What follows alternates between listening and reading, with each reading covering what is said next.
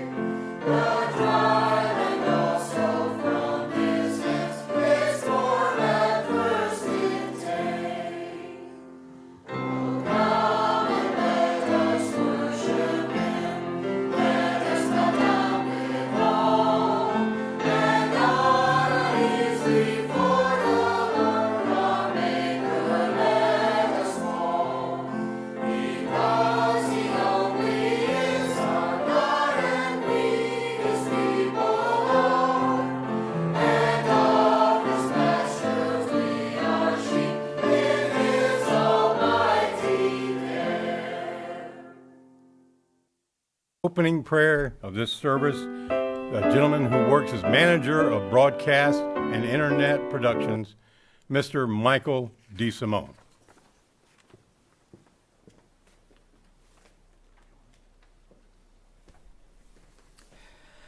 Father in heaven, we come before you. We thank you so much for your truth, your way of life. We thank you for opening our minds to understand these holy days and what they picture, what they mean, what they look forward to, and what they look back on. We ask now that you please bless the speaking, bless our hearing, that you please guide and direct, that we can put these things we learned today into our lives. We thank you for everything. We ask for you to, again, guide all of your people around this world, and we thank you and pray in the name of your Son, Jesus Christ. Amen.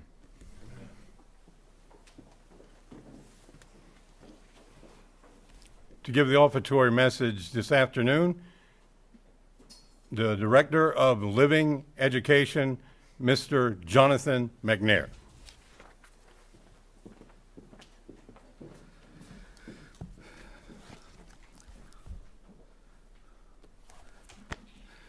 Good afternoon, or good morning as it may be, depending upon where you are keeping the feasts. Hope that you enjoyed the night to be much observed, night to be much remembered last evening. I brought with me here today a little piggy bank. This little piggy bank, it's not a piggy, but it's a little replica of a small boy. If you could see closely, you'd see that it says John here. And it was a gift that was given by my Aunt Mary Oakes, actually my great Aunt Mary Oakes. My Aunt Mary was the lady, she was about this tall, and she gave my siblings and I accordion lessons when we were young. So Aunt Mary was a fixture in our life, and she had a hobby, and that was making little figurines like this. And so she gave, I think when I was 10, 11, maybe 12, she gave me and my brothers and sisters a little piggy bank like this. In this case, it was blonde hair. It was supposed to apparently look like me at that age. You know, gifts are precious things, and they're meaningful in different ways. For Aunt Mary, it was a way to show that she cared about us. But gifts can also show love and appreciation, like a husband giving a bouquet of beautiful purple flowers to his wife, for example. Sometimes gifts are given by an employer to an employee for extra effort on the job. There are wedding gifts and baby shower gifts, and of course, the gift horse that you shouldn't look in the mouth. But there's another type of gift. Let's go to 1 Kings chapter 10. 1 Kings chapter 10. In 1 Kings chapter 10, we read about the Queen of Sheba and how she came to visit Solomon. Just going to read a couple of verses here. We begin in verse 9. She said, "Blessed be the Lord your God, who delighted in you, setting you on the throne of Israel, because the Lord has loved Israel forever. Therefore he made you king to do justice and righteousness." And then she gave the king 120 talents of gold, spices in great quantity, and precious stones. There never again came such abundance of spices as the Queen of Sheba gave to King Solomon. As of this morning, according to the gold price of this morning, the value of this gift of gold alone was $221 million. It would amount to approximately 8,640 pounds of gold. Now, this was a gift for a king. The Queen of Sheba understood the importance of coming before King Solomon with a gift that would show her honor, her admiration for Solomon's position, for his wisdom, and for his greatness as king. There's a proverb that speaks to this. Proverbs chapter 18, verse 16. I'll just read you the brief proverb, and it goes like this. "A man's gift makes room for him and brings him before great men." Makes room for him, enlarges the way or paves the way, provides a framework of understanding, as it may be translated in different ways. Now, in some cases, this word can connote a bribe, but not always. It depends on the circumstances, and it depends on the attitude behind it, like any gift. Now, it's a simple premise and a powerful principle. Now, I saw this at work as a young man growing up in the church.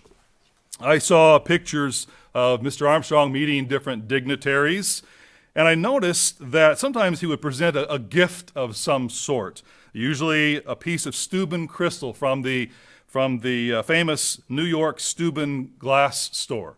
And it was explained to me that this was sometimes the proper, necessary, appropriate protocol in certain situations. You see, when you come before a king, you bring a gift. We might think of it as a parallel protocol to what we might do when we're invited for dinner at someone's home. For example, we might bring a bottle of wine or a special dessert, or we might bring some flowers for the table. This is an important courtesy in many cultures. So we understand the principle more clearly because it relates to our lives. But you might say, I understand bringing a gift for a meal, but when would I ever need to consider a gift for a king? Well, some people in the Bible did. Let's go to Matthew chapter 2. Matthew chapter 2, and if you need to make any preparations for taking up the offering within your congregation, please do so. Perhaps the ushers may need to distribute envelopes. I think many have already donated or will today online, given their offering online.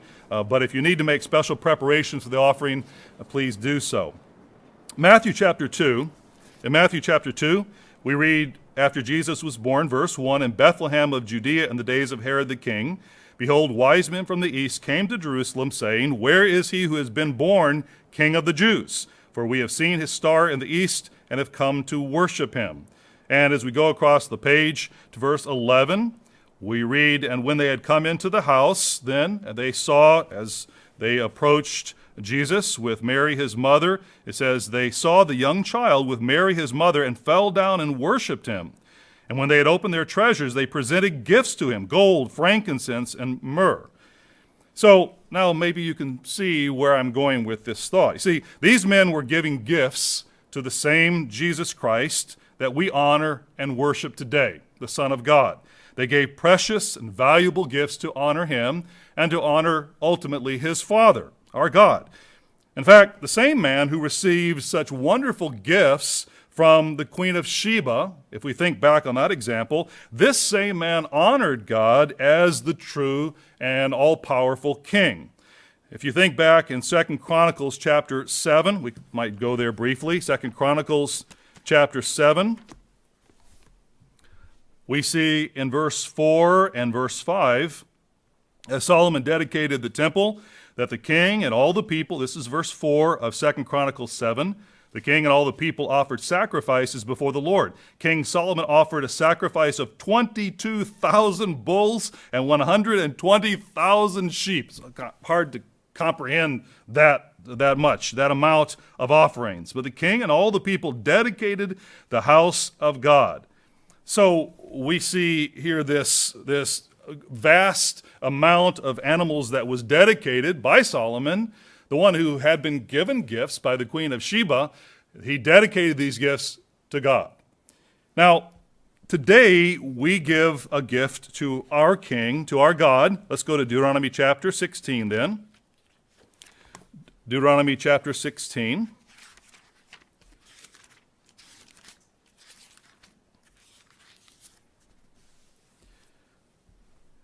Deuteronomy 16 and beginning in verse 13, we read about the Feast of Tabernacles, and it highlights the Feast of Tabernacles. But then in verse 16, we read a fundamental principle that brings us to this point here today as we give our gift to the King of the universe, to the King of all creation.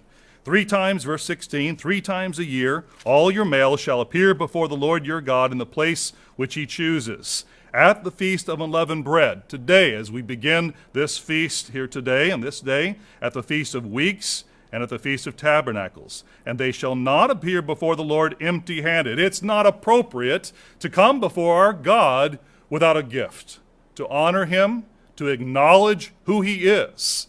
It's a proper protocol. He says, every man shall give as he is able, according to the blessing of the Lord your God, which he has given you. We may not be offering 22,000 bulls and 120,000 sheep.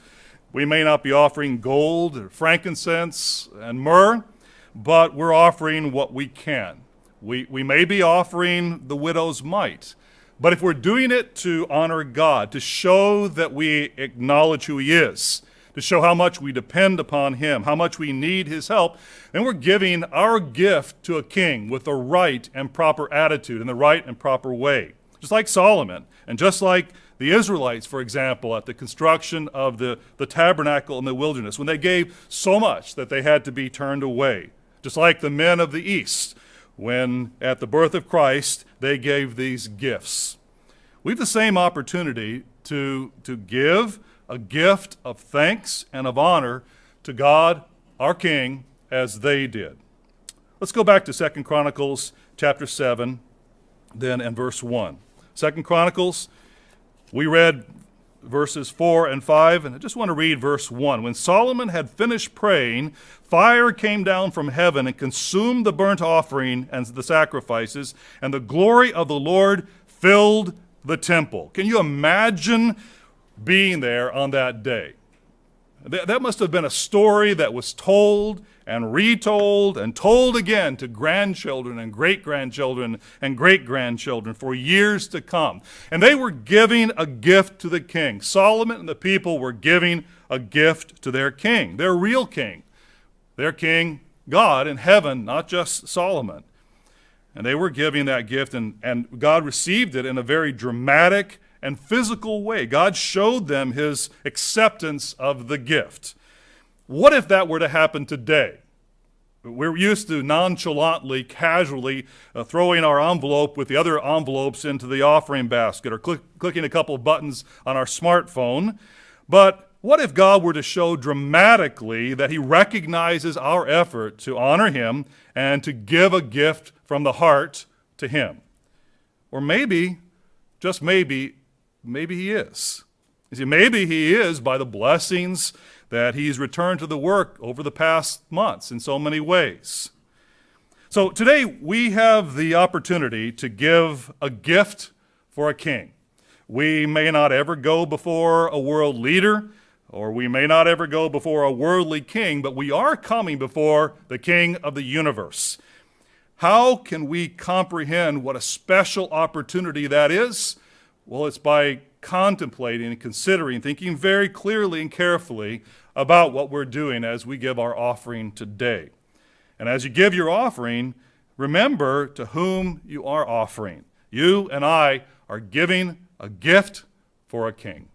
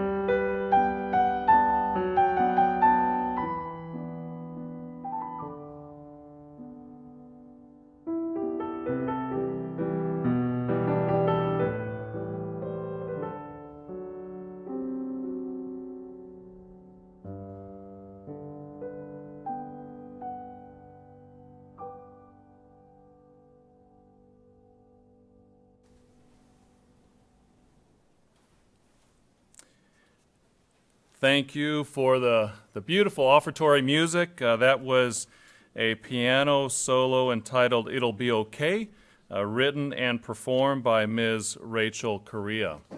It is good to be with all of you today from the headquarters television studios. We hope you are having a wonderful first day of Unleavened Bread. It's such a wonderful time of rejoicing. We had Passover, of course, a couple of nights ago, and then night to be observed last night.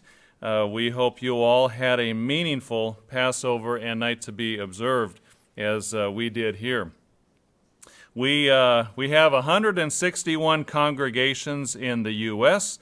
and 237 in other countries around the world, and so we hope and pray the transmission is going well for you wherever you are. Of course, some of those congregations will be watching the transmission as a recorded message afterwards.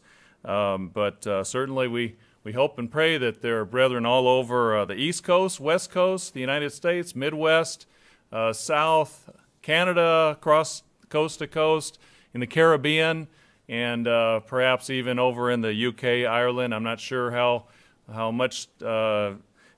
what time it is as far as for them, if there is time to watch the transmission before the end of the Sabbath. But we are very, very happy to be here with all of you. Also, just wanted to mention, we have 116 scattered members in 34 other countries outside of those countries where we have congregations. So warm greetings to those of you who may be scattered, who do not have a congregation in your country, but may be able to watch this live or by recording afterwards. Would appreciate your prayers for the transmission today, those of you who are watching it live. We are expecting strong storms to come through the southeast, the Carolinas, over the next couple of hours, and so certainly appreciate your prayers for that. Speaking of weather systems, just wanted to mention, I'm sure some of you have been watching the news, and Alabama in the southern part of the United States was hit pretty hard near Birmingham by a tornado. Recently, Mr. Anthony Stroud reports that the brethren there were safe and well after that tornado passed through. So just wanted to pass that along. Also wanted to pass along a thank you, as was in the update this week, from Mr. and Mrs. Ames. She is home now and recovering, went home Friday afternoon, Friday during the day, and now is recovering and gaining strength. So they both are pass on their greetings and their thanks to everyone for their prayers.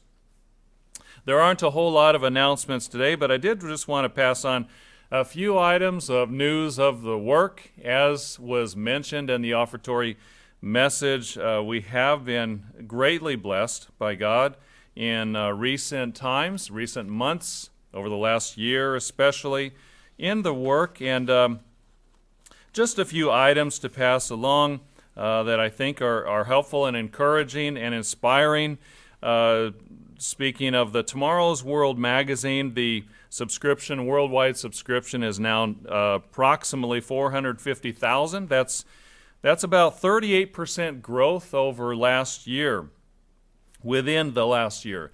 And what that represents is really God blessing the resources and blessing the income so that subscription level can be increased to that level.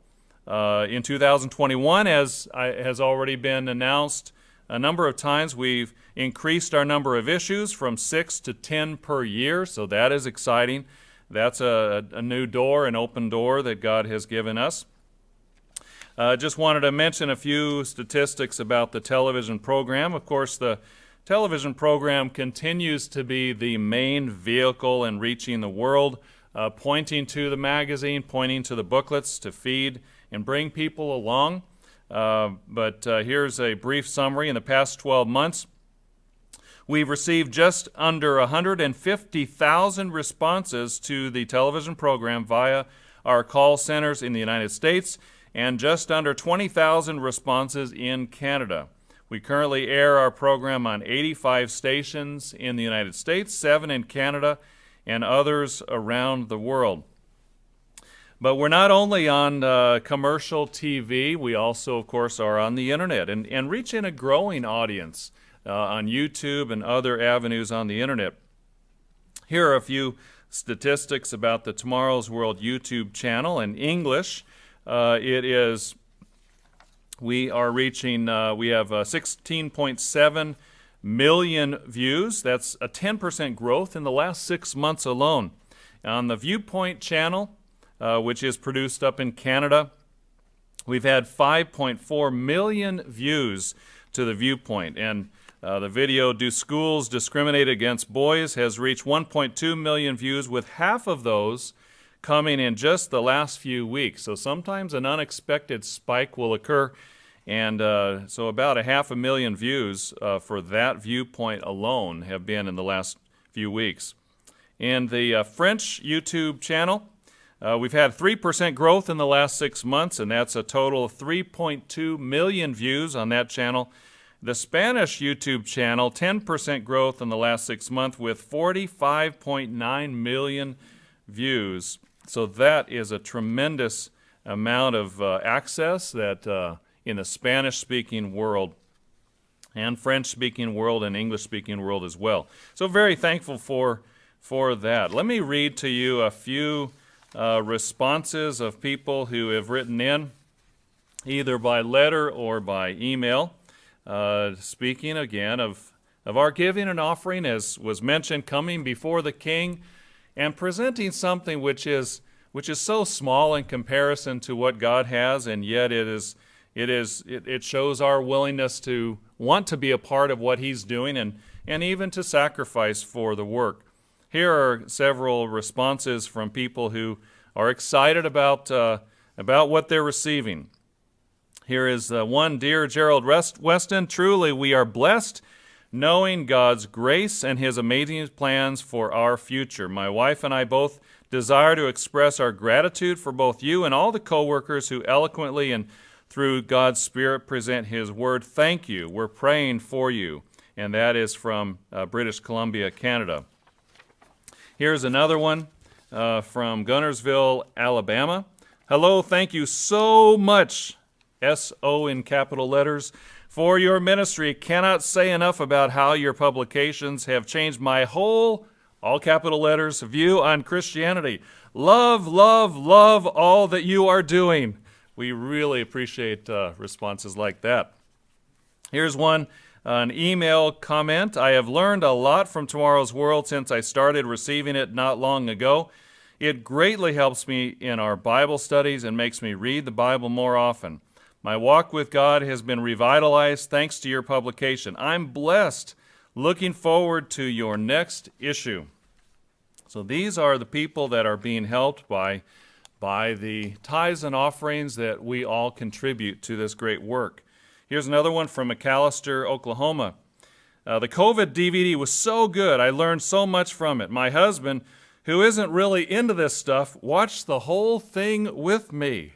That is a remarkable thing. We got the husband to sit down and watch it too. Thank you so much. Here's another one. My wife and I are both 84 and unable to get out, and so really appreciate your programs always.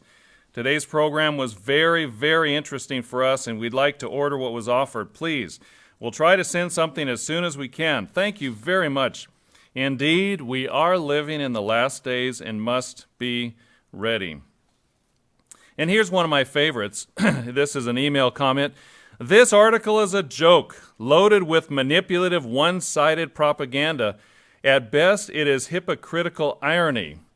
Oh, that was about one of my articles. Well, never mind. Let's move on from to another comment here.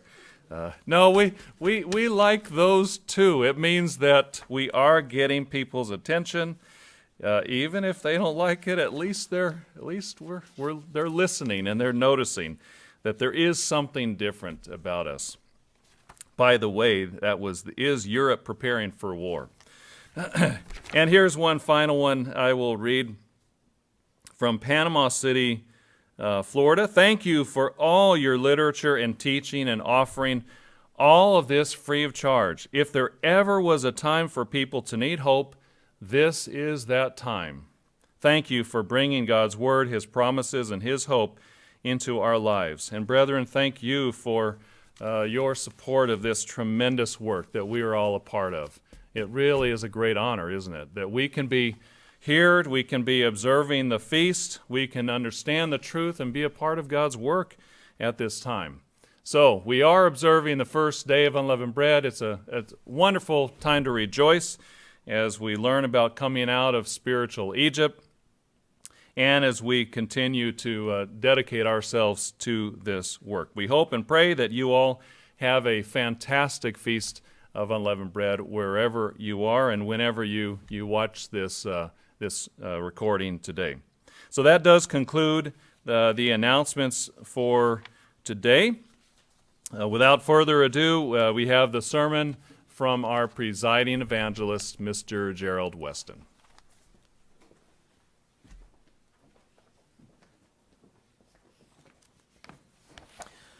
Well, greetings to all of you. It's very good to have this opportunity once again to speak to so many of you.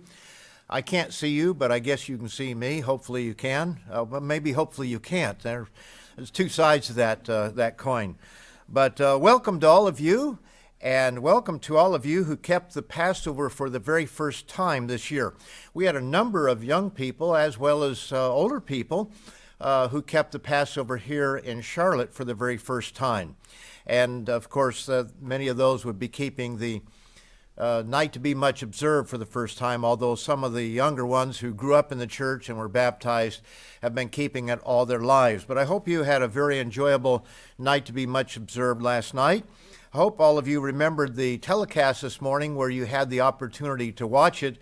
My wife and I slept in a little bit, and she realized that, the telecast is on, because change your routine and you forget about those things. So I missed the first few minutes, but very powerful program by Mr. Wallace Smith, and I think that's one of those programs we didn't even send to Australia or New Zealand. I think that's the case because we knew that it would not be accepted. There are some places in this world that will not accept the program. They're just little things that can be said that we know that they won't accept it, but nevertheless we want to get the message out as broadly as we can, and we do try, and sometimes we get turned down, but for the most part we're still open in this world to preach the gospel and to preach a great deal of the truth openly. So we're certainly trying to do that.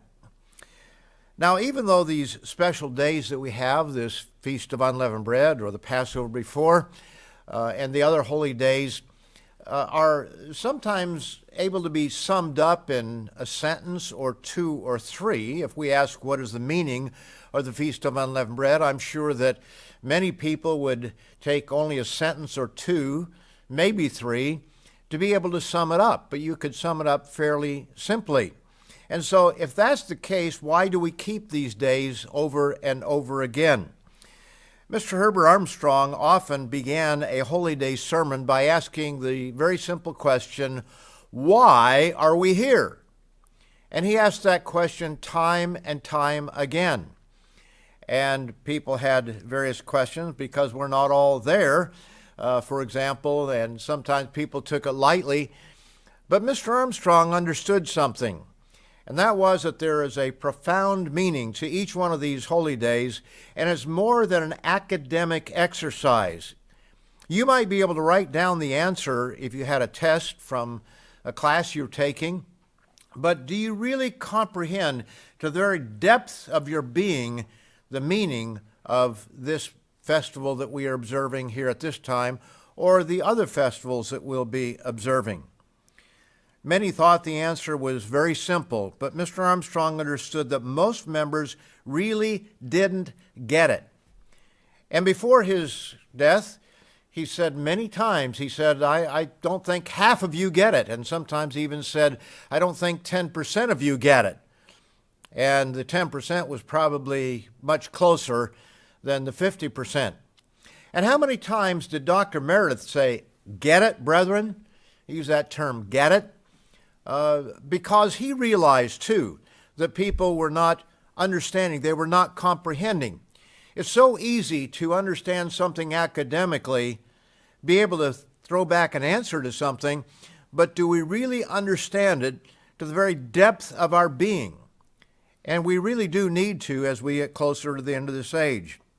If anything that we didn't get that Mr. Armstrong gave to us, it was the lesson of the two trees of Genesis. And he talked about the two trees time and time again. And he would say, I'm going to give you something you've never heard before. And people would smile and laugh, and they'd think that, well, this is just an old gentleman, old man that's forgotten.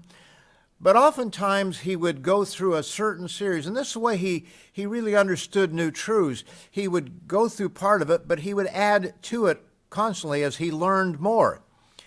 And he was so right that people did not understand the lesson of the two trees, as we can look from history how many people dropped by the wayside, never understood that there are two ways of life, and they were choosing the wrong way of life.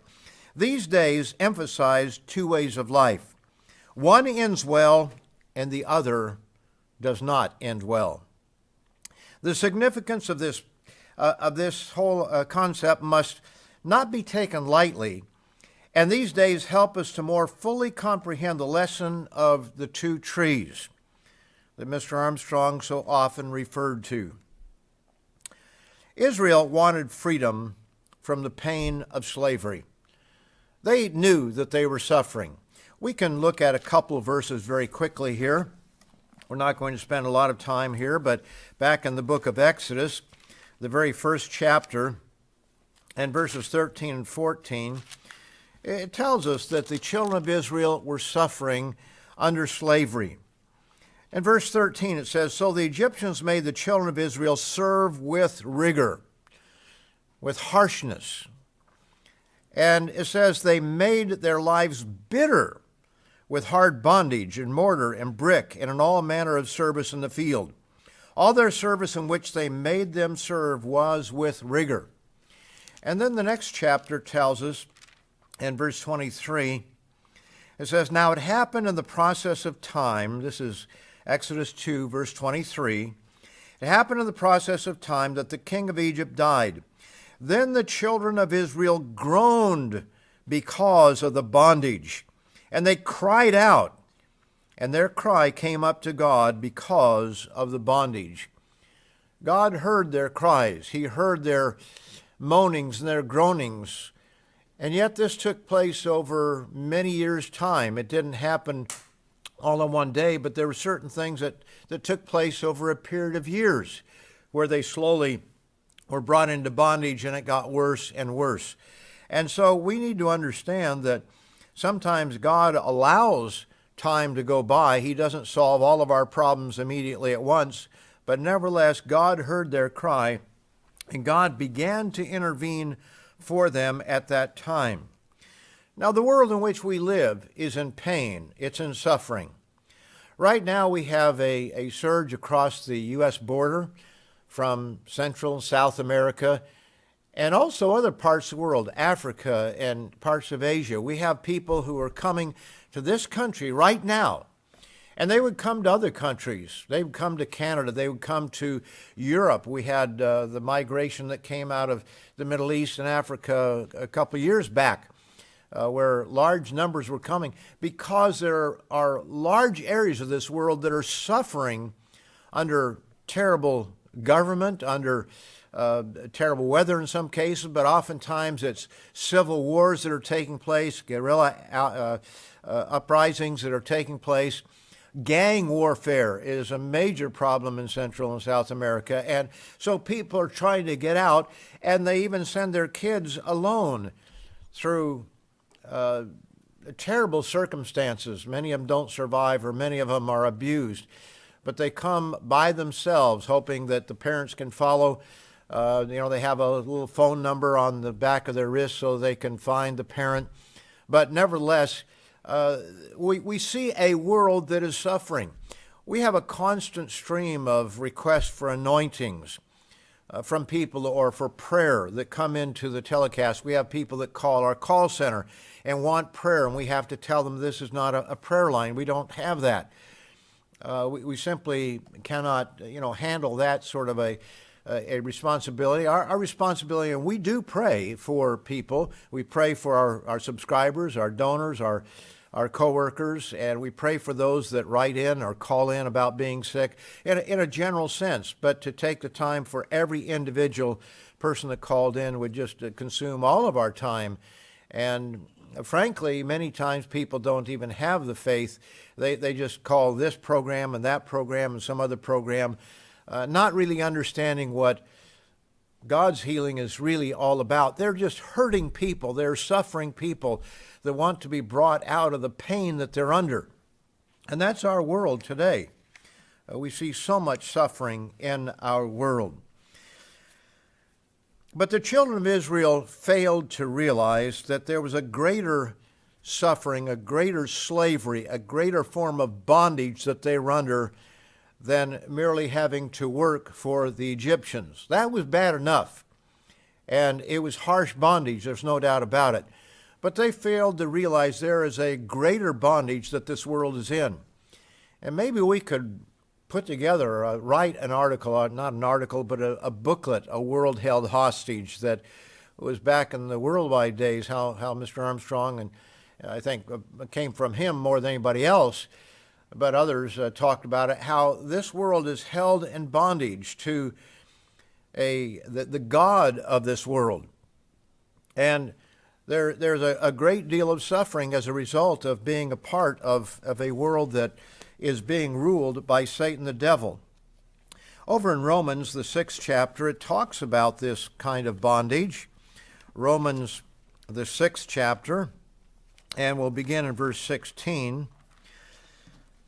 The Apostle Paul speaking here to the Romans, he says, "Do you not know," this is Romans 6:16, "do you not know that to whom you present yourselves slaves to obey, you are that one slaves whom you obey, whether of sin leading to death or of obedience leading to righteousness?"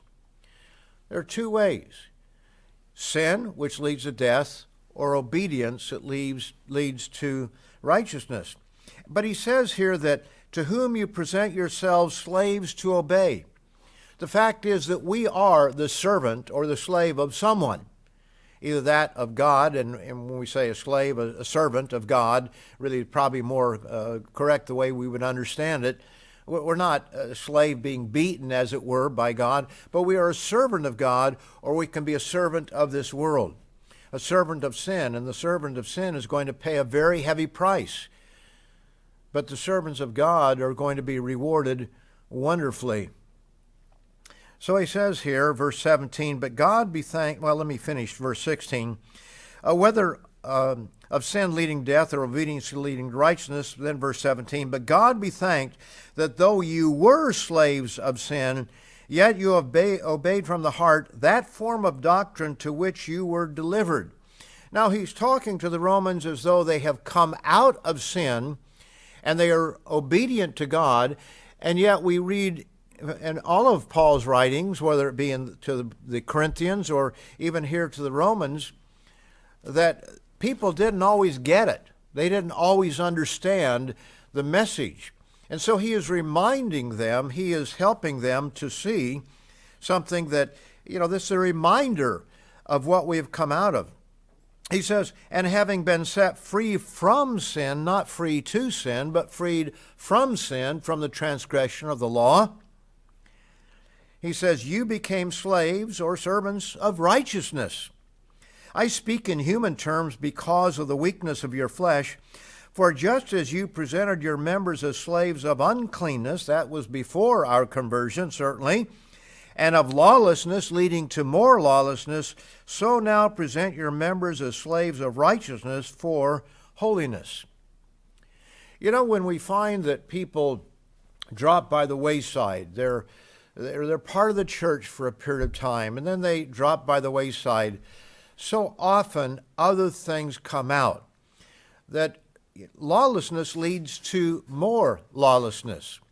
There was a very famous parliamentarian in Canada a number of years ago. When I first went there, he was kind of a famous individual. He was always unhappy. He was a homosexual, openly so. He was always unhappy, and what finally brought his downfall was he was at some sort of a trade show, and he stole a very expensive ring that was on display there. And of course, they had him on camera.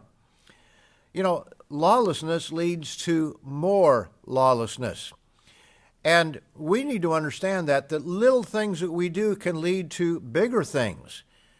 And we need to get rid of all lawlessness that might be in us and not compromise in those ways, because lawlessness leads to more lawlessness. He says here, present your members as slaves of righteousness for holiness. For, verse 20, for when you are slaves of sin, you are free in regard to righteousness. You know, when I was a part of the world, I never thought much about the Sabbath. That was Sunday to me. I was free. I could do anything I wanted to on Saturday. I was still breaking God's law, and there was a penalty for it because I was not understanding the truth, obviously, and that leads to a whole lot of other things. But that's what he means. We are free from righteousness. We were set free from it, not that we were free to do things that are unrighteous, or that we were without penalties from it, but our minds were not tuned into it. For when you were slaves of sin, you were free in regard to righteousness. What fruit did you have then of the things which you are now ashamed? So you look back and you were ashamed of some things, maybe not the Sabbath was not a big deal, but there were other things you were doing, obviously, that you were very much ashamed of, and we should be ashamed that we were not obeying God, especially if we had the Bible and were old enough to read it. But he says, for the end of those things is death. That's the end result of that. But now, having been set free from sin and having become slaves of God, you have your fruit to holiness, and the end, everlasting life. And on the Passover evening, how many times did we read about eternal life or everlasting life, that Christ came that we might not perish, but that we should have everlasting life? Well, John 3:16, of course, there. But there were other scriptures that we read there in the book of John, and also especially in John 6, and about the bread and the wine, and how we partake of that for life, for eternal life. This is a fabulous thing when we think about eternal life, because it's so hard for us in our day-to-day lives to take that as seriously as we should. We're all here for a very short period of time. And there comes a time when life after death becomes all important. And I hope that we realize what God is offering to us. It's an incredible blessing that we have here. The animals are not given life after death. We read of nothing there. Now, some people ask, well, can my dog be resurrected? Well, I don't think so. But if I'm wrong, hey, I had a beautiful German Shepherd. I'd be loved to see it come back to life. But I just don't think that that's what God has in mind. But if he does, if I'm wrong about that, hey, that's great, that's wonderful. There are things that we simply do not know and do not understand at this time. But what we do know is he's offering to you and to me eternal life. And eternal life is a long, long, long life. It goes on forever. This short period of time that we're here is nothing compared to what God is offering to us. Without pain, without suffering, without getting tired, be able to, according to Jesus, from what he did, walk through a wall. People think, oh, I don't know, I want to be a spirit being, especially young people don't, but they want to be Superman, or what is it, Spider-Man, or I don't know, whatever the latest Marvel hero might be, Captain America. We want to be able to do supernatural things.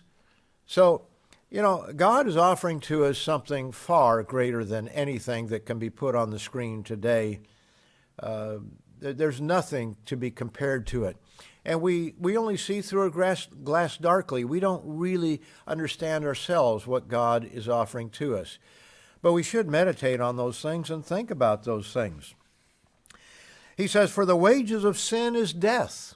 We have two options. The wages of sin is death, but the gift of God, it's not something we have inherently, but the gift of God is eternal life in Christ Jesus our Lord. So we have this option or that option. And God wants us to choose and to choose wisely. In 1 Corinthians 7 and verse 22, it shows us that there is a difference between physical and spiritual slavery. He says, for he who is called in the Lord while a slave. And he was talking to people who were slaves. Many of the Corinthians, no doubt, were slaves. And he says, for he who is called in the Lord while a slave is the Lord's freedman. So even in slavery, you can be free. And so he says here, likewise, he who is called while free, so you can be outside, you can be the master of the slave, but he says, is Christ's slave. If we understand that Christ is our master, we serve him. We do what he says. So there's a physical slavery and there's a spiritual slavery here, and we need to understand that there is that physical bondage that we can be under, but there is a spiritual freedom that we can have through Jesus Christ. Let's go over to 2 Peter 2 and verse 18. This is so important, brethren. I wish that we could fully comprehend it to the very depth of what Peter is saying here. But 2 Peter 2, beginning in verse 18, it says, for when they speak great swelling words of emptiness, they allure through the lusts of the flesh, through lewdness, the ones who have actually escaped from those who live in error. In other words, there are people who have escaped from the errors of this world, but then you have people come along and they offer freedom. That happened in worldwide. Free again. We are free from the law. And how many people swallowed that? How many people drank of that poison, that Kool-Aid, you might say? Reference back to Jim Jones and a terrible incident that our younger people probably know little about, where a whole group of people went off down to South America and they set up their little kingdom there, and when it was investigated, they put out the Kool-Aid poison for everyone to drink, and I forget how many, 500 or so people drank the Kool-Aid. And spiritually speaking, tens of thousands of people drank the Kool-Aid of the worldwide church that was going in the wrong direction, that turned everything upside down. They drank that. They swallowed it because they were being given freedom, liberty. And if you notice, every communist organization, freedom fighters, they all call themselves liberation armies. That's a term. Liberation. We're bringing you liberty. And they eventually bring them into a bondage that they didn't have before. But this is a tactic of Satan. He uses it over and over again. I'm giving you liberty. I'm giving you freedom. You don't have to do whatever it is that they think that is going to bring them freedom. While they promise them, verse 19, liberty, they themselves are slaves of corruption. For by whom a person is overcome, by him also he is brought into bondage. So we need to understand that there is that bondage out there that we can be brought into with the bondage of sin and just following along with this world's way of doing things. Over in James, the 2nd chapter, James 2. On the other hand, this liberty that the world offers, James tells us that there's another kind of liberty, a true liberty. And he speaks of it over in, chapter 1, verse 25, where he says, but he who looks into the perfect law of liberty and continues in it and is not a forgetful hearer, but a doer of the work, this one will be blessed in what he does. So if we are following the perfect law of liberty, then we're going to be blessed in it if we're not a forgetful hearer, as he says there. Then over in the second chapter, he talks about the Ten Commandments. And in verse 10, he says, "But whoever shall keep the whole law and yet stumble on one point, he's guilty of all." And then he gives examples here of the Ten Commandments, several of them. And then in verse 12, he says, "So speak and so do as those who will be judged by the law of liberty." That's the standard by which God is going to judge us. Now, we understand the blood of Christ covers those transgressions that are done out of weakness and out of ignorance and so forth. We understand that. But we cannot turn back to a way of life, practicing a way of life contrary to God's law, and think we're going to be in the kingdom. And we'll get to that in just a moment.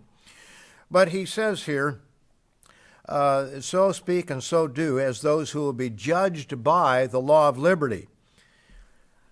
Let's go over to 1 Corinthians, the 5th chapter, because fundamentally, think about it this way, fundamentally, unleavened bread is about two different ways of life. It's a choice between two different ways. And I don't think we often just think of it that way. We know that there's leavening and there's unleavening. We see that as two different things, but do we ever think of it in terms of this is a choice between two ways of life? This is a choice between the tree of life or the tree of the knowledge of good and evil. We don't always think of it quite in those terms, but I really want to bring that home today. Maybe you've thought of it and you understand that, but we need to understand that there are these two ways. And as he says here in 1 Corinthians 5 and verse 7, he says, "Therefore purge out the old leaven, that you may be a new lump, since you truly are unleavened. For indeed Christ our Passover was sacrificed for us."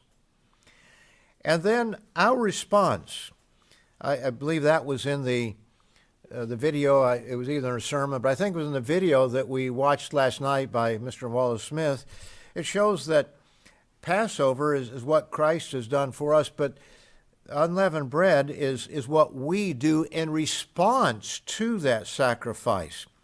"Therefore, let us keep the feast. Because Christ has been sacrificed for us, therefore let us respond to that sacrifice by keeping the feast, not with the old leaven, neither with the leaven of malice and wickedness, but with the unleavened bread of sincerity and truth." So you have malice and wickedness on one side and sincerity and truth on the other. Now, when you look at these words, and I'm going to show you that one really fundamentally refers to what happens in the mind, the thinking of the individual, and the other has to do with what one does. If you go back to the book of Exodus, we read that God was going to write his laws in our mind and in our hands, the thoughts as well as the actions. And this is really what we have here, because he says that malice, which is what we think, the wrong thoughts, and wickedness, which are the deeds that we perform. And then he says they are to be replaced with sincerity. That's what is in the mind, and truth. Now, you may not think of truth as being action, but that's what the Scriptures tell us, as we shall see here. It's not enough to be just sincere. You have to also worship in truth. Let's go over to John, the 4th chapter, John 4, and verse 23. John 4 and verse 23. It says here, "But the hour is coming, and now is, when the true worshipers will worship the Father in spirit."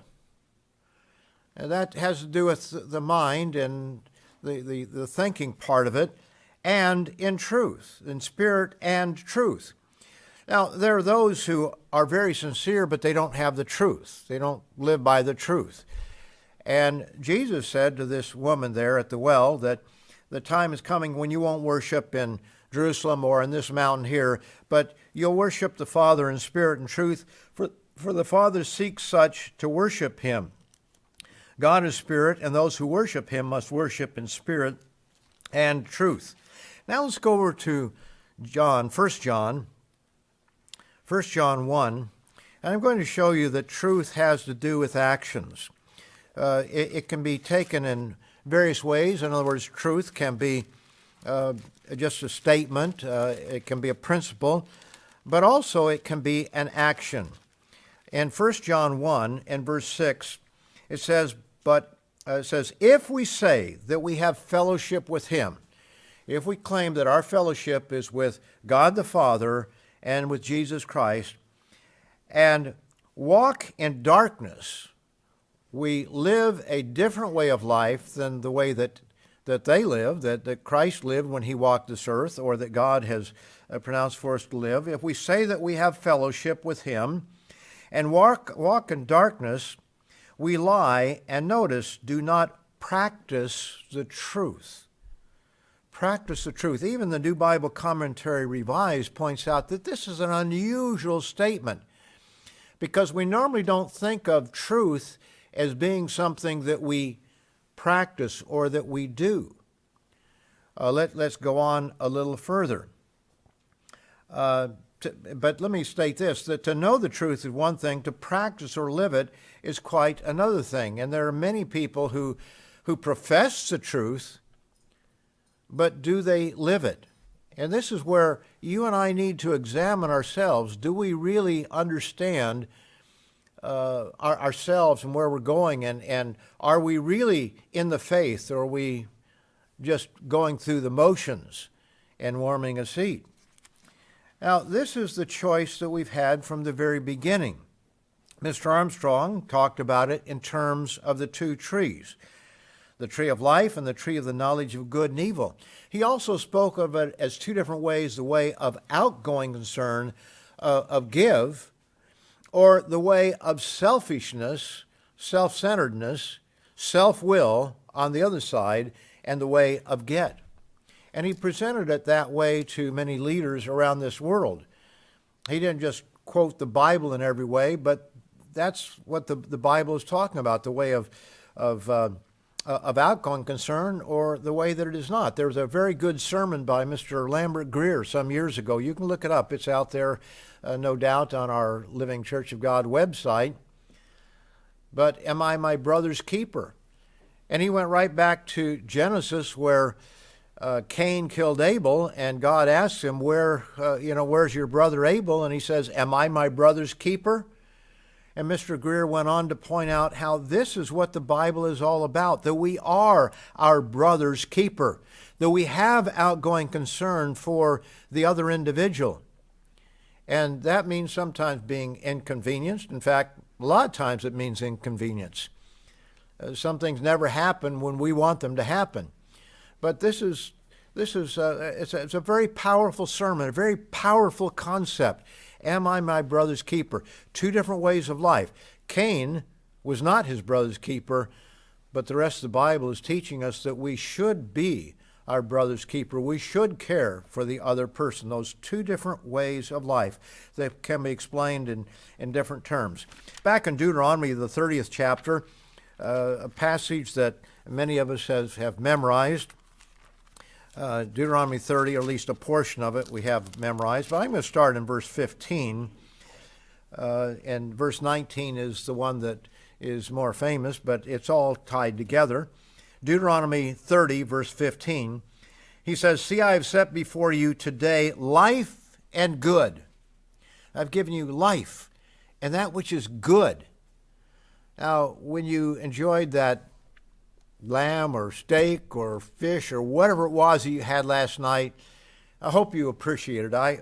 So often at the Feast of Tabernacles, because of the background that I came from, where I began learning the truth with another friend, and there was this older couple who said, well, the law's been done away with. You don't have to keep that burdensome law.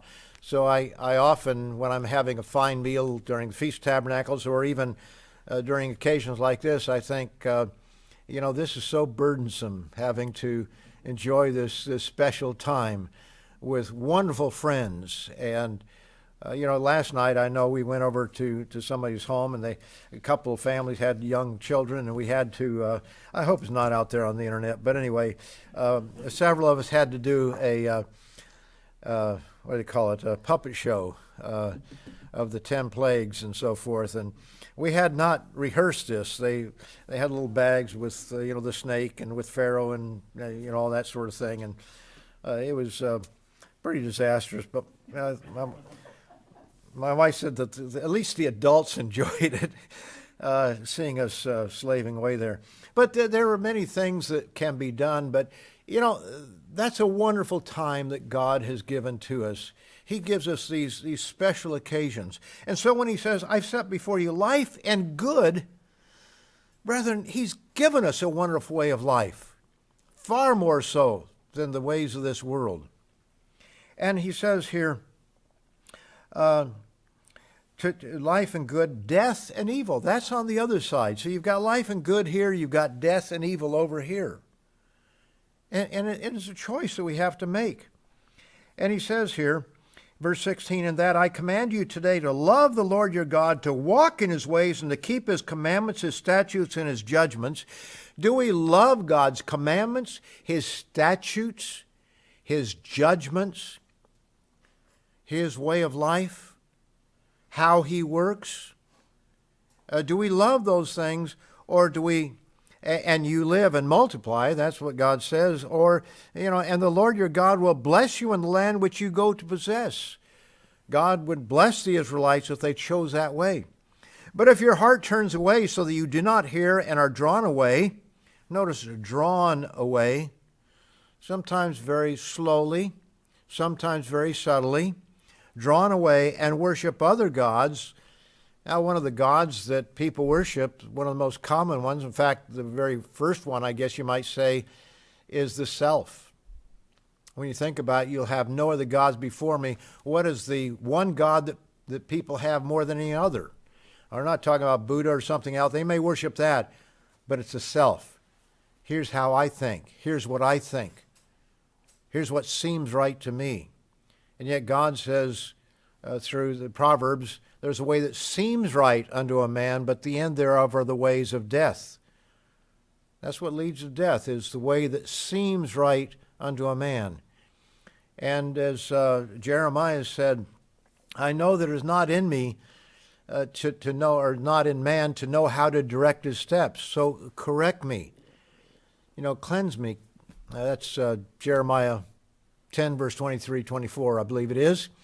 You can look it up. I don't always quote things exactly, but, it's kind of encouraging when you read the New Testament and they're quoting the Old Testament. Sometimes they're not quoting exactly word for word because of translations and everything, but they're giving the sense of what it is. So Jeremiah knew that, it was not within man, it was not within him to know how to direct his steps. And yet how many people are self-confident and they think, oh, I know how to live, I know this, I know that, I'm right, these other people are wrong, and so forth. It's amazing how we worship ourselves in that way. He says, verse 17, "But if your heart turns away so that you do not hear and are drawn away and worship other gods and serve them, I announce to you today that you shall surely perish. You shall not prolong your days in the land which you cross over the Jordan to go in and possess." For us, we may not be in the kingdom of God if we allow ourselves to be drawn away into a different way of life. And we say, well, that can't happen to me. But brethren, think and look. Those of us who have been around a few decades know how many have fallen away from the truth and gone right back into the world. They've fallen away to various, groups and everything, but some of them are just falling right back into this world once again, keeping Christmas, keeping Easter, Halloween, all of those things. Have given up on prayer and Bible study because they're free. We need to take these things seriously. He said, I call heaven and earth, and this is the passage that many have memorized. I call heaven and earth as witnesses against you today that I have set before you life and death, blessing and cursing. Therefore choose life, that both you and your descendants may live. Not only you, but your descendants. And I often tell the young people at our summer camp when I read that scripture, if you as a young person live contrary to the right way, if you're violating the rules, if you're doing all the things that you shouldn't do, you are setting an example for the next campers that come along. In other words, if you're sneaking out at night, you are, you just name it, whatever it is that they shouldn't be doing. If you do those things, then the younger campers are going to notice that. And what are they going to do? They're going to do the same things.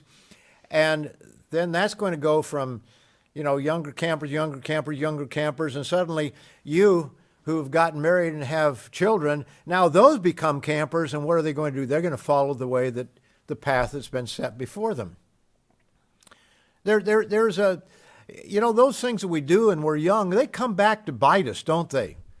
I think all of us know that in certain ways. They come back to bite us, whether it be the way we've treated our body, and eventually it comes back to be very painful in some cases, or just bad habits that we have developed when we're young that are so hard to overcome later on, whether it just be laziness or not putting first things first in our lives. All those things become very difficult to break as we get older. But he's set before us two ways. I've set before you life and death, blessing and cursing. Therefore, choose life, that both you and your descendants may live. So he's given us that opportunity. There are two ways. And we have the way of leavening or the way of unleavening. But there are two ways of life, whether it be the tree of the knowledge of good and evil or the tree of life. However we want to describe it, there are those two ways. And that's been what God has set before us. In Psalm 1, this is another passage that shows the two ways of life. I love Psalm 1. It's a short one. It really just gets to the heart and the core of the problem, and really sets the stage for the rest of the Psalms.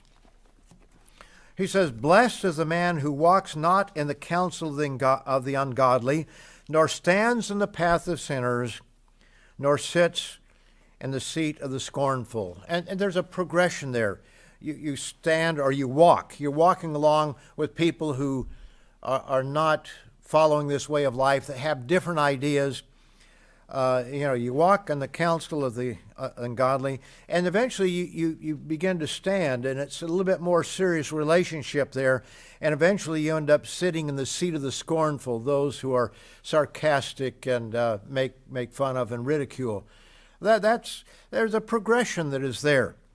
He says, but his delight is in the law of the Lord, and in his law he meditates day and night, really thinks about, how does this apply to me? You see, during these days of unleavened bread, we are to be examining ourselves. So we examine ourselves in the light of God's law and God's ways. And do we understand, do we meditate and think about, how does this apply to me? How does what I'm hearing from the work of God, from those ministers that God has set up to teach, am I understanding what they're saying? Am I getting the big picture? Did those who were sitting in front of Mr. Armstrong, did they get it? Those who are sitting before Dr. Meredith, did they get it? Do we get it today with what's coming out in our magazines and our literature? Are we even reading what's coming out?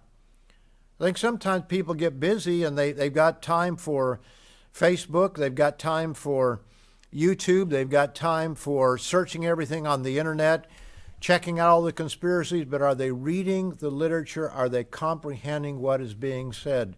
I wrote an article there about slaying the social media monster. I don't think that even I understood when I wrote that just how important that is. Look how many people are in trouble today because of something they put on Facebook X number of years ago. There was a lady that was being hired by, Vogue 17, I think it was. But she wrote something 10 years ago or whenever it was. You know, in this woke culture, you can't escape. Anything you've got out there, there's going to be somebody out there who's looking for it, looking for a way to condemn you. You know, one of the best things we can do is just stay off the internet. I think that people, they just throw stuff out there. They throw their opinions all out there. And, you know, when they start looking for those who believe the things we do, they're not going to have to look very hard. They're going to find us. And sadly, even if you're not out there, people refer to you. And I mean, those of us who are in the ministry, we know we're out there, and we know what we're doing, and we're not going to change what we're doing. But I think we need to be careful what we say, and especially when we say things that are not godly. And there are people who say things and use language that is totally ungodly out there. These things can come back to bite you. You know, he says here that the one who does not follow this world, he says, he shall be, verse 3, like a tree planted by the rivers of water that bring forth its fruit in its season, whose leaf also does not wither, and whatever he does shall prosper. Whatever that individual does in life is going to prosper. But, he says, verse 4, the ungodly are not so. They're like chaff which the wind drives away. Therefore the ungodly shall not stand in the judgment, nor sinners in the congregation of the righteous. They're not going to sit in the congregation of the righteous. There's even a reference here back there about standing, walking, and so forth. You know, there's a certain parallel there. For the Lord knows the way of the righteous, but the way of the ungodly shall perish. So you've got two different ways of life. You've got the way of leaven, you've got the way of unleavened bread, you've got the way of the tree of life, you've got the way of the tree of the knowledge of good and evil, the way of give versus the way of get, the way of being my brother's keeper or not being my brother's keeper. All these things go back to two different ways of life. Let's notice here in Revelation, the 22nd chapter. We find this all through the Bible, Revelation 22, verse 14. He says, blessed are those who do his commandments. Notice those who do his commandments, that they may have the right to the tree of life. Brings right back to Genesis, the right to the tree of life. And may enter through the gates into the city, the New Jerusalem. But outside are dogs, those who are left behind. Those who will not be there are dogs and sorcerers and sexually immoral. When it says dogs, it's talking about homosexuals and sodomites and so forth.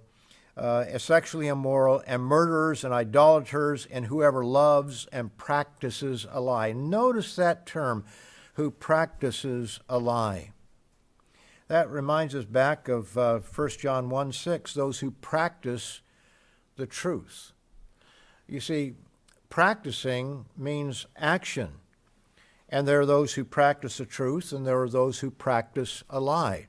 You can tie those scriptures together once again. You know, mankind is short-sighted. We look at what pleases us here and now. And yet in Hebrews, the 11th chapter, we see that Abraham and others look to the future. Hebrews 11, verse 9. This is the faith chapter.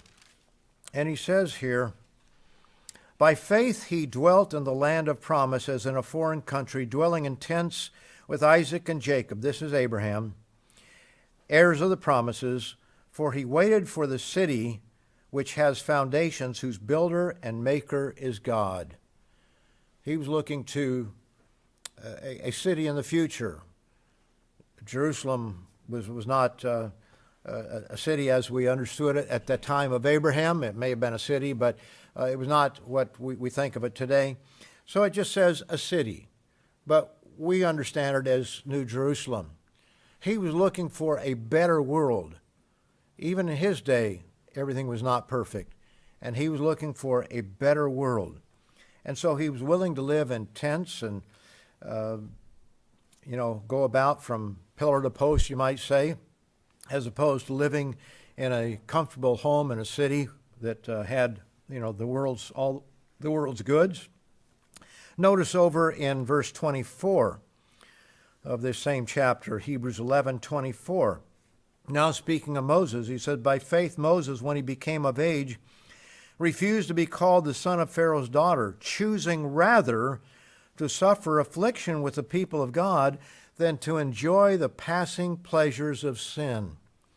The pleasures of sin for a season, I think, is the way the old King James has it. Yes, there is pleasure in sin, but it's short-lived. There can be pleasure in sin. I guess that when you smoke a joint of marijuana, there must be something pleasurable about it. Otherwise, people wouldn't do it. I don't know, because I've never smoked one. It doesn't make me any great. It was not as big of a deal quite. When I was in high school, I wouldn't have known where to get it. And after you grow up a little bit, you decide, well, I really don't need that. But I learned not to smoke early on when my father gave me a cigar and I got sick, and I decided this is not a good idea. So I'm thankful for that. Don't practice that yourselves. There was a little bit more to the story than that, but that's probably not the best way to teach your children not to smoke.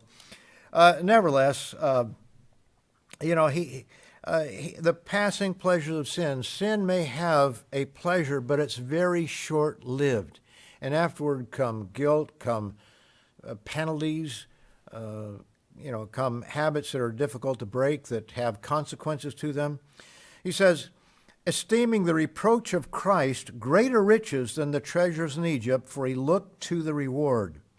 By faith, verse 27, he forsook Egypt, not fearing the wrath of the king, for he endured as seeing him who is invisible. He had a choice, Egypt or the way of God. And he made the right choice. And it took 40 years for God to get Egypt out of him, because he picked up a lot of bad habits there, and he had to be trained to be able to bring the children of Israel out of Egypt. It took 40 years. He was about 40 years old when he left, and when he was 80 years old, he came back, and God used him in a powerful way. There was a lot that he had to learn. He couldn't just immediately go back and bring the children of Israel out, not that it probably was not even on his mind to do that. But nevertheless, people get very impatient if they aren't ordained early enough, if they aren't made president of Spokesman Club early enough, if they aren't given some responsibility to hand out songbooks at services, whatever it might be. You have people that are not willing to be patient or to wait, but they know better, and they, then get upset over something like that. Brethren, don't be impatient. Let God choose for you the path that you should go, and what he wants of you, not what you want of yourself, because you're going to make the wrong choice if you decide you're going to do it all on your own. We're told here during this Feast of Unleavened Bread to examine ourselves. We read that on Passover night in 1 Corinthians 11. 2 Corinthians 13 and verse 5 tells us that we are to examine ourselves, whether we are in the faith or not. Now that's a pretty serious statement, whether you're even in the faith or not. And that's right at the end of 2 Corinthians 13:5. But isn't it difficult truly for us to stand back and honestly examine ourselves? It's so difficult for us to do so, isn't it? Because we're used to ourselves. We're used to making excuses for ourselves and our behaviors and so forth. It's difficult to honestly examine ourselves about how much of the world has influenced us in our thinking and our ways. This last year, I think more than any year of my life, I've seen that it is so political. And you've got people on this side of issues and people on the other side of issues, and people get all caught up in it. And, you know, the world is trying to divide us. The world is trying to get you to be so upset, so angry, and so one-sided in things. I don't doubt that there are politicians who really want to bring about this divide, and certainly the media as well. It's very clearly seen in the media, one side or the other. But we see this in Facebook and Twitter posts, how people are caught up in the politics of this world. Members of the church, they've taken sides one way or the other. We see how people are judgmental in their views toward others. Politicians and media, as I said, want to divide us, and they're doing it. They're very good at it. So how about you? Do you have a binary approach toward life, toward what's happening in our world? When I say binary, two. There's good and there's evil. Well, in that sense, there is. But do we divide people up into this person is good, this person is evil? And so if this good person says something, wow, we listen to that person. But if the other person says something, we write that person off no matter what he or she says, because that person is on the wrong side of things. I'll just bring it down to something real basic here for Americans, and you can put it in terms of your country. But if you think that everything that Mr. Trump did was right, and everything that Mr. Biden does is wrong, there's something wrong with your thinking. If you think that Mr. Biden is all right and Mr. Trump didn't do anything that was right, there's something wrong in your thinking. Both men are flawed human beings.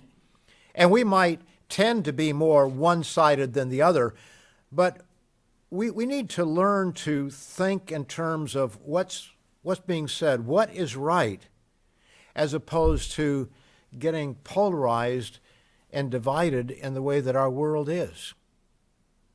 And we are very much in that case today.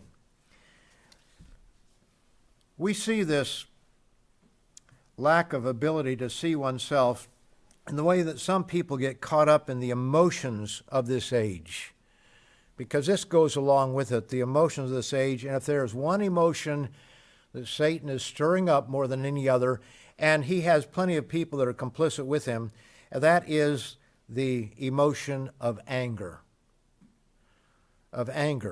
And along with that, hatred toward other individuals.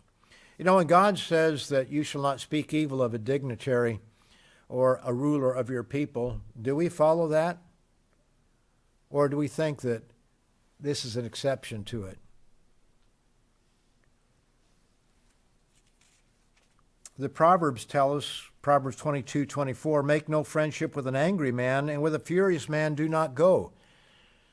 Well, make no friendship. Do we make friendship on the internet, on television, or wherever it might be, with people who are angry or people who are stirring up anger? Proverbs 29:22, an angry man stirs up strife, and a furious man abounds in transgression. That's where it's going to go. That's where it's going to lead. Anger sells. Anger sells. And the news media understand this. And so does Satan. The idea is promoted that you must get involved to change Satan's world. And so we occasionally hear of our members. They're going out and they're marching for this cause or marching for that cause. Do you really think you can change Satan's world? I hope you don't think so, because you're not going to. People say, well, one person can change. Yeah, that's true. We can change some things by doing what's right. We need to do God's way and let that change other people. But we're not going to transform Satan's world. He'll just take it off in another direction, as the article I wrote in the, Living Church News. It's hard to keep track, or Tomorrow's World, but I think it's Living Church News. The only time we're in the middle is when we're going from this ditch over to the other ditch. That's the only time we're in the middle of the road. Satan will take us from one ditch and he'll take us right into the next one. And so we need to recognize we're not going to change Satan's world. We might be a light in Satan's world, but we're not going to transform it. I'd like to give you 3 lessons here very quickly before we close here. 3 lessons for us about how we make decisions in life. There are 3 examples that are instructive for us. The first one is found in Joshua, the 9th chapter, Joshua 9.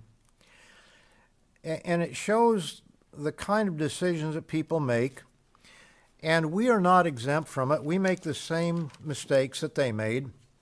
And let's look here at Joshua, the 9th chapter, and I'll begin in verse 3. It says, when the inhabitants of Gibeon heard what Joshua had done to Jericho, this is after they'd come into the promised land, and also at Ai, they worked craftily, and they went and pretended to be ambassadors, and they took old sacks on their donkeys, old wineskins torn and mended, old and patched sandals on their feet. In other words, they took the food that they had, the bread that was moldy, and they had old sandals, and they pretended as though they had come from a far-away country, because Joshua and the children of Israel were not to make any agreements with the people in the land of Canaan. And these people were looking out for their self-interest. You can't blame them. They were terrified of the children of Israel and what God was doing through them. So they pretended to be somebody that they weren't. And so they came to Joshua, verse 6, to the camp at Gilgal, and they said in the latter part of verse 6, we have come from a far country. Now therefore make a covenant with us. Verse 8, but they said to Joshua, we are your servants. And Joshua said to them, who are you and where did you come from? And they said, from a very far country your servants have come, because of the name of the eternal your God, for we have heard of his fame and all that he did in Egypt. And so the bottom line is, you can read the rest of it. Joshua and the children of Israel made a covenant with them to protect them, what we call it today, a treaty with them. Now, they should not have done so. And then right after they did this, they found out, oh, they're not from a far country. They're just right over here. They made that decision. We'll talk about why in a moment, but let's take a look at the next one. The next one is in Judges. Book of Judges. We'll turn to chapter 20. Judges 20. And I'll begin in verse 7. We'll just kind of skim over this a little bit, but here it is where this a Levite's concubine was abused by the Benjamites, some men of Benjamin.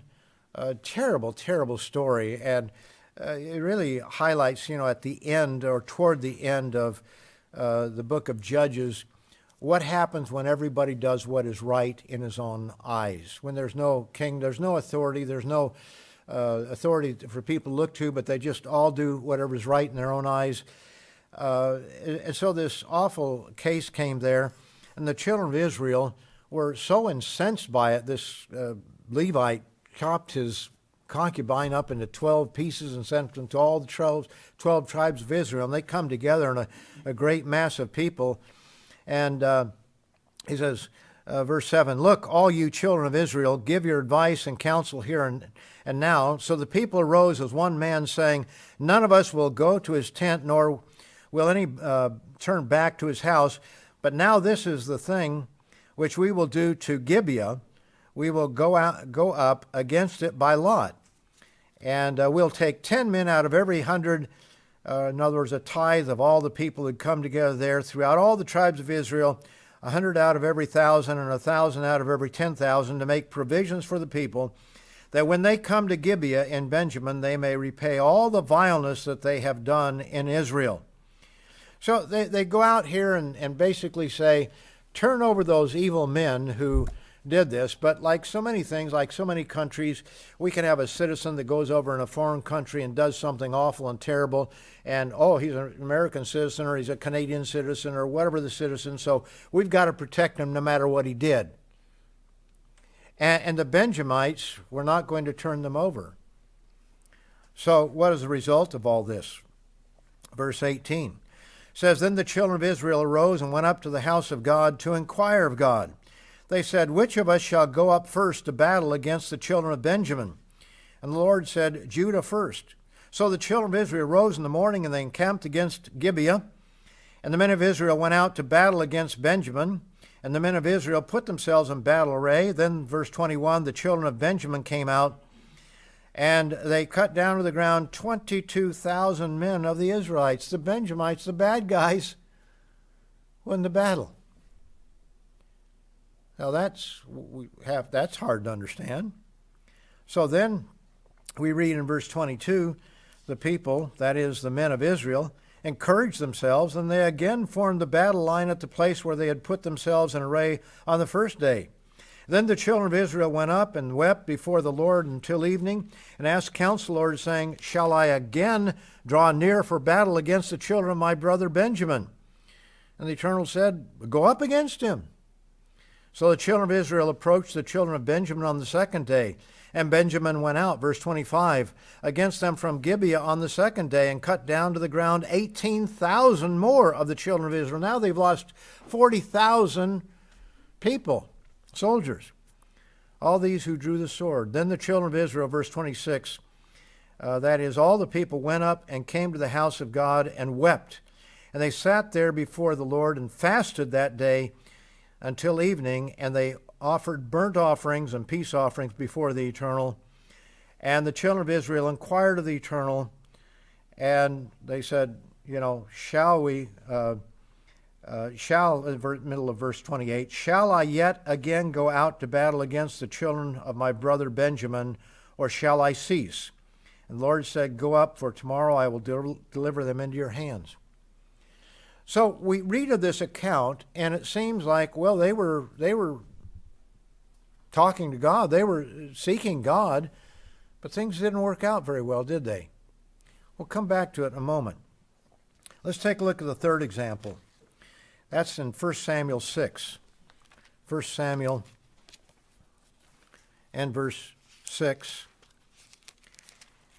And we'll just read one verse here. 1 Samuel 6 and verse 19. This is where the Ark of the Covenant had been captured by the Philistines, and Eli and his sons died, and now the Ark has been brought back. The Philistines are under a curse, and so they send the cart back to Israel, and it comes back to this location, and it says here, I'll just read verse 19, I guess it is. It says, Then he, that is God, struck the men of Beth-Shemesh, this is where the ark came to, because they had looked into the ark of the Eternal. He struck 50,070 men of the people, and the people lamented because the Eternal had struck the people with a great slaughter. Over 50,000 people died. Why? Because they looked into the ark of the Eternal, something they were not to do. Now, what are we to learn from these three lessons? There are lessons that we can learn here about the decisions that we make, about the choices that we make in this life. The first one is that we must seek God's counsel in everything. Now, I say everything. I don't mean whether I'm going to have eggs or cereal for breakfast. I don't mean that. I think you understand what I mean. But anything that is of significance, we need to seek God's counsel. That's the mistake that Joshua and the children of Israel made. They just looked at the facts. They looked at what they could see, the moldy bread, the old shoes and everything, what they were being told, but they didn't seek God before they made a covenant, an agreement, a treaty with these people. And sometimes that's the mistake that we make. We don't really seek God before we get into something. Okay, that's the first lesson. What about judges? Here were people that did seek God, didn't they? Well, go back and read the 20th chapter. The first thing is they set the lines in battle array, and then they go up to God and say, shall we do this? Or actually what they said at the beginning was, who should go up first? Not even whether we should go, but who should go first? Well, send Judah up first. And they lose, 22,000 men or 18,000, whichever it was. And then they set the battle array again, the lines in array again the second time. They're getting ready to fight them again. And then they go to God and they say, shall we go up there again? Well, they'd already made up their mind, hadn't they? And God said, yeah, go up again. And when they finally come to God, they say, do you want us to fight against them or not? They finally came to God in the right way. Sometimes we make up our mind before we go to God. I don't know how many people I have known over the years that make a decision in life that is so wrong. It's obvious to anyone and everyone, but I fasted and I prayed about it. I know this is God's will. I don't know how many times I've been told by people that this relationship, this marriage that I'm going into was made in heaven. In fact, when somebody says this is a marriage made in heaven, I want to duck for cover, because usually it's one that's going to hell. It's going the wrong direction. It's not going up to heaven, going to the grave. It's going to be a bad decision. I don't mean that every case, but too often that's the case. In other words, when we already make up our mind and then we go and pray about it, then we go and we fast about it, and we just have confirmed what we want, that was a mistake that they made there in Judges. That's tough, isn't it? Because when you go in to pray about a decision, it's hard not to have an opinion of our own already. And that's why we have to really cry out to God to show us, not to show us what we want, but what He wants. And that's really a tough one, isn't it? I confess that's not easy for me. And I doubt that it's easy for you, but we have to learn that lesson, because that's the lesson of Judges, the 20th chapter. Is don't go into it with your mind made up already, with the battle lines already drawn up, and then say, shall I, who goes up first? And then setting the battle lines in array again, and, shall I go up? Well, I've already decided to go up. There's a powerful lesson in these examples. And then what's the third one? What's the third lesson of looking into the ark? Well, that's very simple. And that is that God didn't strike dead the first person who looked into the ark, did He? He waited to see who's going to jump on that bandwagon. How many are there? He's going to give them time to make that choice. Now, obviously, some people did not look into the ark, and we could bet that there were people that were curious, that wanted to look into it, but the more people looked into it, the more emboldened people were. So we must never think that there's safety in numbers when we rebel against God, when we violate one of God's principles. And yet that's human nature. Well, if they get away with it, well, then I must be able to get away with it. They're going out, they're committing fornication, so they didn't struck dead, so it must be okay. Look at all the people who have cast off God's view of marriage today. Well, they're all doing it, must be okay. We have too many people over the years that are just going along with the world's way of doing things. So just because everybody's looking into the ark, do we look into the ark? Or do we stand strong and say, God said don't do it, I'm not going to do it? These are three very powerful lessons that we can learn, and we can examine ourselves during this time. In conclusion, we must understand why we are here. When Mr. Armstrong asked that question, why are we here, he asked the question for a reason. He understood that you could use one or two sentences to explain the meaning of the day, but did you really comprehend what it was about? God offers us a choice, His way or our way, and our way is influenced by Satan the devil. That's fundamental to these days. There's leaven and there's unleavened. And that's a choice, the unleavened bread of sincerity and truth, as opposed to malice and wickedness, the wrong thoughts and the wrong actions. We see that Israel trusted themselves. They didn't look to God, they trusted themselves. May we forsake this world and turn to God in everything. May these days be a turning point for each of us. I hope that we could, this year, because of all that we've gone through, I hope that we can really learn some deep lessons. I feel it myself, that I've learned things about myself that I didn't know before. I hope you feel that way as well. And I hope that we will then go forward and practice those lessons that we've learned. Not just have it as an intellectual thing, but actually change the things that we do. May these days be a turning point for each of us. And let us put out the leaven of malice and wickedness and feed on the unleavened bread of sincerity and truth.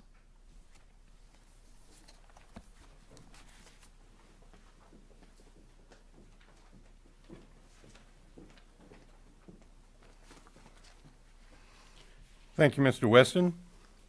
Now we'll close services by singing one more hymn. That hymn will be page number 120. By this shall all men know, page number 120, after which we have the closing prayer by one of tomorrow's world's presenters, Mr. Rod McNair. We give the closing prayer after we sing page number 120, By this shall all men know. Please stand.